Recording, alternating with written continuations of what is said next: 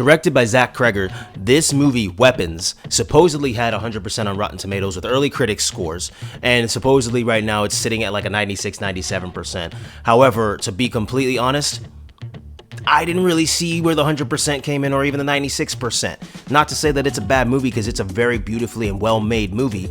I just don't see the hype, really. So let's get into this review and why I am kind of on the opposite end of where everybody else is.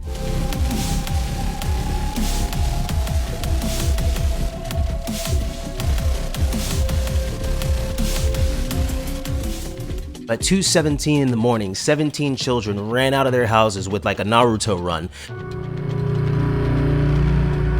And all the parents are just baffled, and it was all but one child from this one classroom, Justine's classroom, a teacher that recently started at that school who was played by Julia Gardner. They just up and disappeared without a trace. So all of the children that went missing came from one teacher's classroom. So you can see where parents would be like, hey, yo, where's my child? What did you do? How did you do it? And what is going on? Because if it's just one teacher, you're instantly going to assume and accuse that person. However, if that person is equally like, yo, I don't know, and you have ring cameras that show that your child willingly left, as hard as that is to swallow, willingly left, you cannot accuse the teacher, as easy as that might be. You cannot accuse the teacher. This movie was very interesting in that aspect, and I will say the acting in this movie was phenomenal, almost top tier. The cinematography, beautiful. The concept was beautiful. It's just the process, in my opinion, like it just didn't flesh out well for me, if that makes sense, and we'll get more into that. So we have a young star, Scarlett Cher, that was the narrator of this film. There was a kid narrating and talking, and so that was already a little bit eerie, and I kind of like that because it was children that went missing, so it's a child narrating and telling you things. So that was one very big positive that I'll say, that I did like how they incorporated that. As I said earlier, you have Julia Gardner as Justine. We have my man Josh Brolin here as a father of one of the children. His name's Archer. And then we have Benedict Wong here as Marcus, who works with Justine, trying to help her through this whole process. We have Alden Ehrenreich. I'm pretty sure I said that wrong, forgive me for that, but he plays Paul. There's also Austin Abrams, who plays a homeless crackhead, and he is actually pretty interesting in the story and a little bit pivotal to the story, kind of, in a weird way. We have Whitmer Thomas and Callie Schutera, who play Alex's mom and dad. And finally, we have Carrie Christopher, who plays Alex, the one child that did not go missing.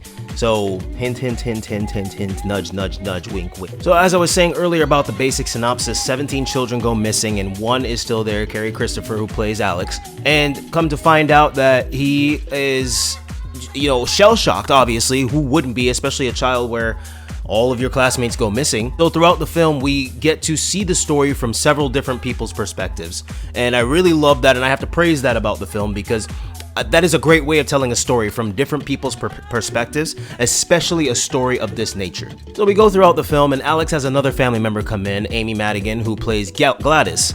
And she comes in, and as you'll see in the movie, she comes in because of the fact that Alex's parents just seem very, how do I put it, not there.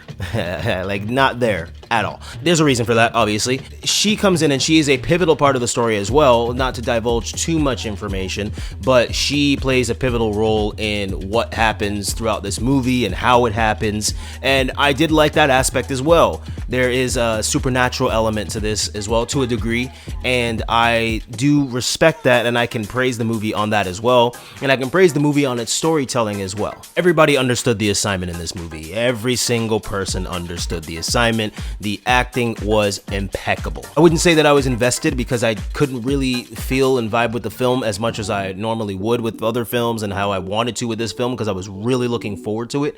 But I will say that everybody did a phenomenal job. They had their roles, did their lines, and they made it believable. So let's get into some of these negatives and why I'm not necessarily agreeing with majority of other people and saying why I see why it's 100% or all this other thing. Personally, I just don't see why it deserved 100%, solely because the factor behind the entire story and how it just wrapped up so quickly, if you will, and so perfectly, if you will. I mean, granted, there were things, there's side effects from things, so I mean, it's not a perfect cookie cutter story, but I will say that I didn't expect it to go in the direction that it went, and it just, ended, and I'm like, oh, okay.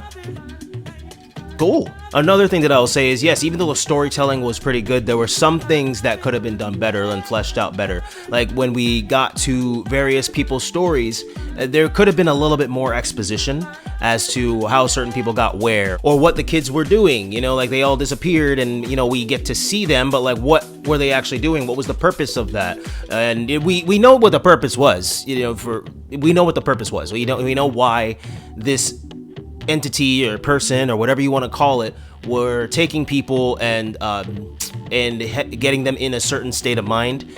So we understand that there's a reason behind this, but we just didn't, personally for me and for my girlfriend, we just kind of were like, okay, but like I wanted a little more. Like there's a little bit more that needs to come from this. And I get it that this is a psychological horror film, so it's left more to the brain and letting you think and process, which I can respect. And I do like psychological horrors. However, this one just didn't jive well for me, and maybe I need to rewatch it. I'm willing to give it another chance because there's gotta be a reason why it was 100%. It's gotta be a reason why people are raving about it. Same thing with Sinners. I didn't have anything negative about Sinners, but when it first came out, I was like, damn, everybody's raving about this movie. What is happening? What is going on?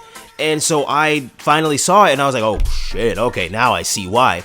But with this film, I was the same thing. I was excited. I still went in with an open mind. However, I walked out of it being like, what in the world? And a lot of people in the theater, I'm shocked, a lot of people in the theater, when we were walking out, they were like, that was okay, I guess. You know, some people were, you know, in the similar state of mind. I didn't really talk to anybody, but they were all kind of the same. Just like, man, all right, I was okay. Well, that was good, you know, whatever. So I was just kind of shocked that this movie got 100%, you know, early critic score. So obviously it's not like, you know, a majority of people, but, you know, early critic score of 100%, that's kind of crazy.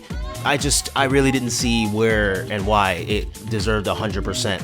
But I will say that this movie does have amazing elements to it, and I can praise a lot of things in this movie. Zach Cregger did a great job directing this and divvying up things between the actors and actresses and portraying the story and doing some exposition. There's just several different things that I don't know, it just didn't really work for me.